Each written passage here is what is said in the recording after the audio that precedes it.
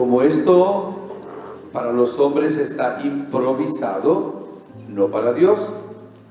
No tengo ni la Biblia siquiera, porque está en el hotel, no tengo ningún papel, ningún escrito, pero sí el Señor durante toda la mañana me ha estado recalcando, y bueno, sentí la confirmación porque el Padre Danco ha hablado también de algunas cosas que voy a hablar ahora. Me sorprendió mucho, eso me dio la seguridad de que realmente era un plan del Señor que hablara sobre esto. A mí me toca en la tarde dar la conferencia de las 4 y voy a añadir 3 piedritas. En la última piedra iba a hablar, pero en unos minutos nada más, de lo que hoy se me venía en mente. ¿Qué es lo que más cuesta en la vida? Piensen por un momento. ¿Qué es lo que más cuesta en la vida? A ver, convertirse, pero así siendo concreto. Dominarse. Hay dos pecados capitales que dicen que cuestan mucho. Yo no voy a hablar de esos dos, y entonces, que son la ira, la rabia, la cólera, que difícil es controlar eso. Y el otro es la lujuria, porque somos seres humanos débiles. Dice que la lujuria muere un cuarto de hora después que morimos nosotros, y creo que la ira unos 16 minutos después. Pero hay otra cosa más difícil todavía que controlarnos. ¿Saben cuál es? La humildad. Él habló de la humildad, ¿se acuerdan cuando habló del burrito, verdad? De la humildad. La humildad es lo más difícil que hay, porque la humildad consiste en no hacer mi voluntad, sino hacer la voluntad del Padre. Entonces tiene que morir una parte en mí que es soberbia, orgullo, egoísmo, deseo de sobresalir, vanagloria, pantallería, decimos en Venezuela. Esa parte cuesta mucho, y esa es la cruz fundamentalmente. El morir a nosotros mismos, el morir al hombre viejo. Ahora le voy a contar un chiste para que estén cansados. Fue una señora, yo no sé de qué país, a un retiro. A mí me comentaron que era verdad. Y el padre allá, o el conferencista, habló de que había que hacer morir al hombre viejo. El hombre viejo es el hombre de pecado. Y bueno, de una conferencia de la enseñanza de San Pablo, hay que hacer morir al hombre viejo. Y la señora llegó a su casa y se arrodillaba en un reclinatorio y empezaba a orar. Señor, quiero que se muera el hombre viejo. Quiero matar al hombre viejo. Y el esposo pasaba por ahí y se puso a... Y esta me la está jugando ahora al final. Llegó y se compró hasta un arma y la colocó debajo de la almohada. Y un día le dijo: yo quiero saber quién es ese hombre viejo que tú tienes. ¿Qué hombre viejo, mi amor? Yo solo soy para ti, yo nunca he tenido ni bueno, desde novia. No, ¿qué crees? ¿Que yo no te he escuchado? Que hay que matar al hombre viejo. ¡Ah! Era eso. No, el hombre viejo es la parte pecadora que tenemos todos nosotros. Así que cuidado las damas cuando lleguen a la casa, no oren en voz alta de que hay que hacer morir al hombre viejo. Bueno, me dicen que era verdad, no sé si será verdad. Y miren, ¿qué es lo que más le costó a Jesús? Lo que más dolor le causó físico fue la crucifixión, con la pasión, ¿verdad? Que tiene todo eso. Pero ¿sabe lo que más le costó a Jesús? Fue el momento que estuvo en Getsemaní sudando sangre. Porque ahí tuvo una lucha terrible, tremenda. Una doble lucha. Padre, si es posible, pase de mí este cáliz. ¿Qué significa? Si es posible, que no tenga que pasar por la pasión, que no me tengan que crucificar. Esa era su voluntad. Pero decía enseguida: pero que no se haga lo que yo quiero, sino lo que quieres tú. Ahí tuvo una tentación Jesús. Cuando leíamos el Evangelio de las Tentaciones, dice que el demonio se apartó hasta otra ocasión, hasta otra oportunidad. Ahí tuvo una tentación muy fuerte Jesús, de no hacer la voluntad del Padre, que era que pasara por el misterio de la cruz. ¿Y cuál es el otro punto? Jesús sabía ahí, porque sentía que iba a cargar sobre sí todos los males de la humanidad. Pero lo que más le dolió, que te iba a cargar todo aquello de aquellas personas que iban a odiar al Padre, rechazar al Padre, que se iban a condenar. Y él tenía, amando tanto al Padre, ahora que cargar y sentir el rechazo de aquellos que rechazaban a su Padre. Eso para Jesús fue terrible. Ustedes nunca han visto a nadie sudar sangre. Dicen los médicos que cuando se rompen los capilares por un esfuerzo muy grande que hay. ¿Qué habrá sentido Jesús? Cuando lleguen al cielo le preguntan. Cuando él sudó sangre en esa situación. Pero cuando Jesús ya decidió, hágase tu voluntad, Jesús cambió. Dios le mandó primero un ángel a su humanidad. Ya ustedes ven a Jesús ahora como un cordero manso yendo al matadero. Ni una mala palabra, ni un grito, ni una ofensa. Le escupían, le jalaban la barba, lo clavaron y estaban diciendo, ¿qué dirá este? Porque todos los que llevaban así iban diciendo vulgaridades. ¿Y cuál fue la primera palabra de Jesús? Padre, perdónalos porque no saben lo que hacen. Jesús nos habló mucho de la humildad y nos dio ejemplo de humildad. San Agustín dice que el primer escalón de la vida cristiana es la humildad, que el segundo escalón de la vida cristiana es también la humildad, y que el tercer escalón de la vida cristiana sigue siendo la humildad. O sea, que si queremos seguir a Jesucristo, tenemos que ser humildes. Qué difícil es. Jesús hizo unos gestos de humildad impresionantes. Impresionante. Primero, siendo Dios, se hace un bebé. Imagínense ustedes. Luego le lava los pies a sus apóstoles.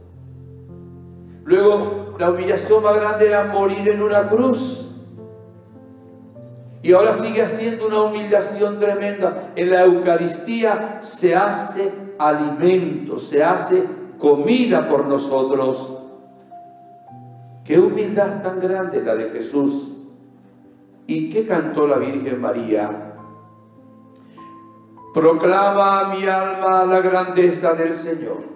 Se alegra mi espíritu en Dios mi Salvador, porque ha mirado la humillación de su sierva.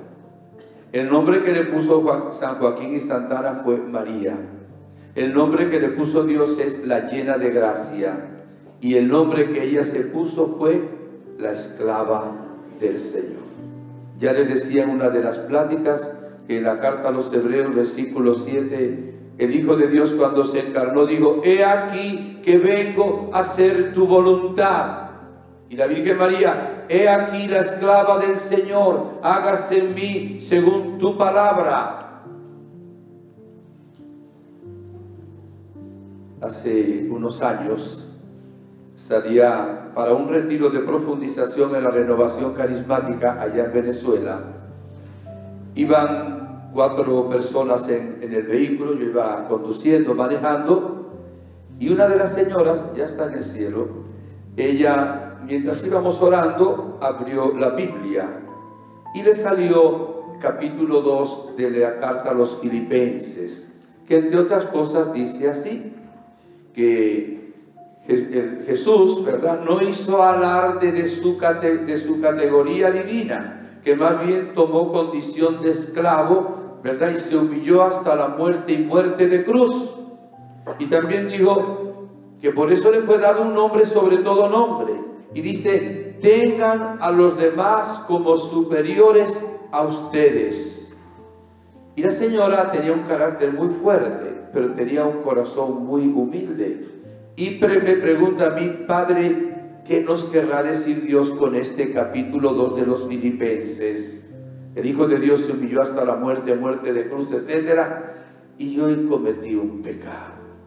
Le apliqué a ella Filipenses 2. Dije, esta es soberbia. Y agarré y mientras iba conduciendo, 3/4 de hora, le di una enseñanza sobre la humildad tremenda. Cuando llegamos al lugar que iba a ser el retiro, quedé defraudado. Me dijo, Padre, no le entendí nada de lo que me dijo.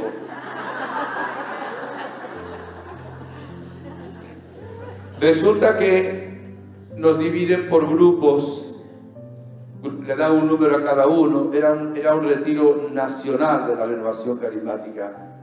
Dice, el grupo número 5 con el padre Inocencio ya va a saltar salón de clase. Bueno, voy para allá, miro, y cuando empezamos a orar, eran servidores ya, pues ninguno hablaba, ninguno servía en voz alta. Entonces yo decía gloria a Dios y todos decían gloria a Dios. Yo decía aleluya y ellos decían aleluya. Y yo dije para mis adentros, este es el grupo, le voy a decir una palabra venezolana, ahora se la traduzco. Este es el grupo más chimbo de todos. O sea, el peor grupo, ¿verdad? Que no tiene calidad. Y ahora lo digo con una vergüenza grande, bueno, tampoco tan grande porque superó por eso, pero había unas características también sociológicas en varias de ellas. O sea, una era una viejita, otra estaba desdentada, otra era una analfabeta y otra, bueno, algunas, no todas eran así. Yo me quedé mirando y este es el grupo más chimbo. Resulta que hubo un receso, vamos a la capilla, estaba expuesto el Santísimo. Yo había atendido una persona afuera, llegué tarde y me arrodillé en el medio de la iglesia, me quedo mirando a Jesús y oigo la palabra de Jesús que me dice, Filipenses 2 no era para la hermana que tú le aplicaste, era para ti. ¿Cómo, Señor? Dice, sí, vuelve a leer de nuevo Filipenses 2, ¿verdad? Y entonces leo, ¿verdad? Que el Hijo de Dios no hizo alarde de su categoría divina, tomó condición de esclavo, se humilló hasta la muerte y muerte de cruz. También tengan a los demás como superiores a ustedes mismos. Y el Señor me pidió, digo, ¿qué acabas de hacer tú? Tú te acabas de considerar superior a los demás. Porque eres sacerdote, porque estudiaste filosofía, psicología, teología y otras cosas que terminen en eso último no me lo dijo. Yo no me había dado cuenta. Resulta que le pedí perdón al Señor, claro. Nos vuelven en otro momento a mandar el mismo grupo al mismo lugar. Y cuando llego allá, siento que Jesús me dice, pídeles perdón. Y yo le dije, hermanos, tengo que pedirle perdón. Ay, Padre, si usted es tan bueno, si usted es un santo. Sí, muy bueno, pues bueno. Se sentaron y oigo, de verdad que el Señor me dijo, humíllate y bésale los pies. Entonces yo me arrodillo y le empiezo a besar los pies. Y la gente dice, el padre se volvió loco. Padre, ¿qué hace? ¿Qué hace? Déjeme hacer. Y le comenté, miren, yo les juzgué a ustedes la otra vez. Me consideré superior a ustedes. No les di tanto detalle para que no se sintieran mal tampoco ellos, ¿verdad? Y ahora el Señor me ha dicho que les pida perdón. Le explico. Y que me dijo incluso que le besara los pies. Aquella gente al principio no quería que uno le besara los pies. Después se empezaron a levantar y empezaron a besarme los pies a mí y a besarse los pies los unos a los otros. Y empezaron casi todos a llorar. Fue un acto impresionante. Yo digo que es un antitestimonio que yo doy, porque realmente eso yo nunca lo he podido grabar, nunca lo he podido olvidar en mi vida. Con qué facilidad nosotros nos consideramos superiores a los demás. Y sin humildad no llegaremos al cielo. El que se humilla será ensalzado. El que se ensalza será humillado. No hay nadie aquí que no necesite una gran sanación de la soberbia del orgullo. Incluso aquella persona que se victimiza y que dice: yo no valgo para nada, yo no sirvo para nada, yo soy un gusano. Solo dice para que la gente, es una sofisticada soberbia, para que la gente le den el hombro, que sí sirves, que sí vale. Es una manera de llamar también la atención, considero. Entonces nosotros necesitamos todos una gran sanación de soberbia. Miren, el pecado original, aunque tuvo tres aspectos: desconfianza, desobediencia, fue sobre todo un pecado de soberbia. Adán y Eva querían ser lo que no podían ser.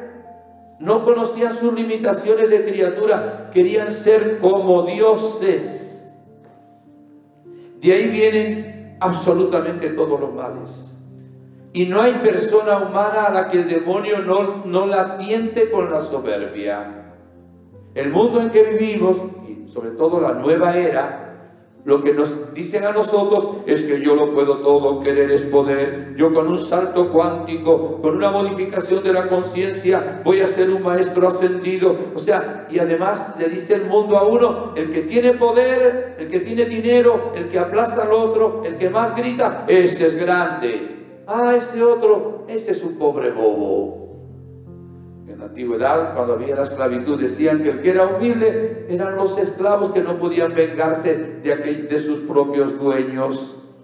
Y el Divino Maestro nos enseña, oiga, como condición número uno, ser humildes para poder seguirle a Él.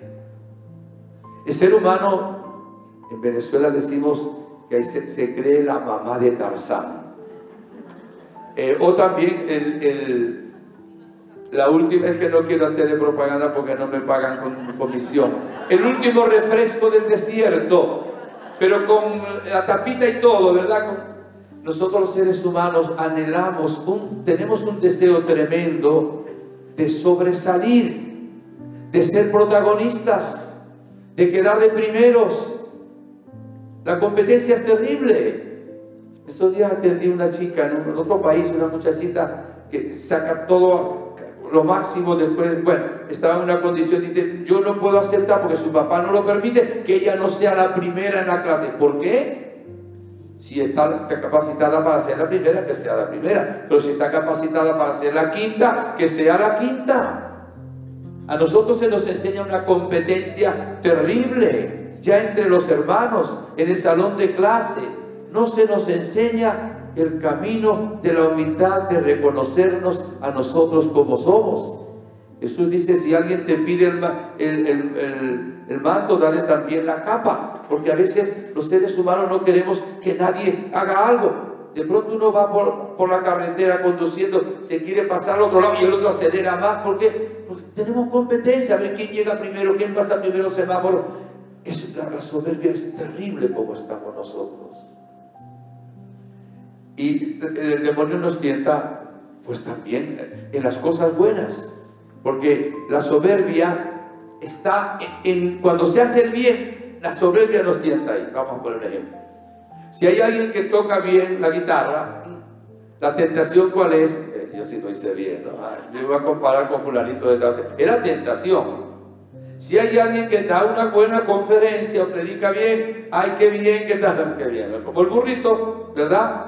Entonces, hay que pedirle siempre al Señor, y les habla a alguien que necesita ser humilde, pero sí crean que yo le pido al Señor cuando tengo que predicar: Señor, no permitas que te robe la gloria, no permitas ni siquiera que sea tentado de vanagloria, porque el maligno nos tienta para que le robemos la gloria a Dios, para que coloquemos nuestro ego en el primer lugar. Por eso ahí era donde los últimos, ¿verdad?, los que sirven, serán los primeros. Pero los que se creen primeros, los que son servidos o pretenden que siempre los sirvan, pues serán los últimos. Claro, ya no los últimos, porque el último fue Jesús y la penúltima fue la Virgen María. No sé en qué puesto nos colocaremos ahora nosotros, porque el mundo en que vivimos no acepta la humildad. Solo un creyente de Jesucristo puede aceptar la humildad. Sería bueno que le pidamos al Espíritu Santo, lo voy a decir quizá en la conferencia, que es el que nos revela dónde están nuestros pecados, el que nos hace ver los actos de soberbia que tenemos. Y una manifestación de nuestra soberbia es que cuando alguien nos corrige, saltamos como una especie de resorte y enseguida le gritamos: ¿y quién eres tú para decirme a mí? Si tú quieres, no aceptamos que alguien nos corrija. Y fíjese que corregir es una obra de misericordia, corregirnos unos a otros. Pero hay un detalle que es del cual les quiero hablar, que nos hace ver lo difícil que es la humildad y que el Señor quiere que nosotros lo hagamos. A ver, ¿cuál será? ¿Quién me ayuda un poquito? Aunque me desayude, pero ayúdenme también. La obediencia. ¿Qué es lo que cuesta más en la vida? La obediencia. Ese jefe que me mandó a hacer esto y esto y esto otro, oh Dios mío, ¿qué le cuesta a sus hijos? Lo que más le cuesta a sus hijos, cuarto mandamiento de la ley de Dios: honrar padre y madre, obedecer a los padres. Eso le cuesta una barbaridad. A nosotros todo nos cuesta. ¿Qué le cuesta más a un religioso? ¿La pobreza, la castidad o la obediencia? La obediencia. Estás aquí 3 años, ahora te mandan para otro lado. Yo estaba construyendo esta iglesia, todo viene aquí, todo el mundo me quiere y ahora me manda para otro lado el obispo o el superior. La obediencia cuesta muchísimo. En una ocasión, Santa Margarita María de Alacoque tenía su director espiritual. Recibe una orientación de su director espiritual, distinta a la que le había dicho Jesús, el corazón de Jesús. Y fue ella, como veía a Jesús, le dijo: mira, tu director espiritual me dijo que hiciera esto y tú me has dicho otra cosa. Digo: obedece al director espiritual. Jesús le dijo eso. No haga lo que yo te estoy diciendo. Haz lo que el director espiritual te está diciendo. Porque los planes también están en esto. La Virgen Santísima es un modelo de obediencia.